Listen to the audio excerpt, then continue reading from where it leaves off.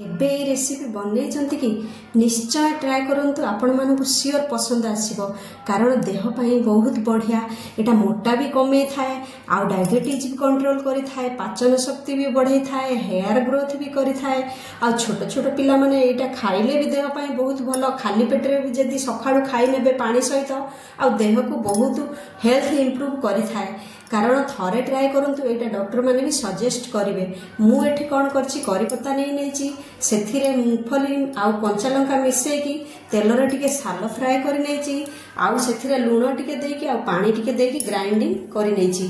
तापरे कोन करबे बड़का जदी भात थिबो अरुआ भात किंबा उषुना भात जहाँ भी थाउ से भात जदी फ्रिज रे बळी जाई की थाए सेही भात रे ही एटा को यूज करंतु निश्चय पसंद लागिवो।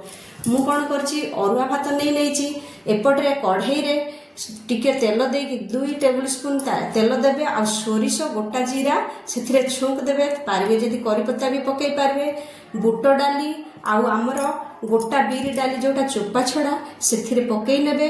पकई नै कि पेस्ट टाको पकई देबे। पकई देला परे लूण हळदी जहाँ भी थिबो लूण तो आमे आगुरु यूज करचंती तापरे जति कि दरकार टेस्ट अकॉर्डिंग लूण ही पकईबे। पकई टिके तेल रे भाजी नेबे। भाजी नेला परे तापरे एई बड़का भात को सेथिरे पकई नेबे।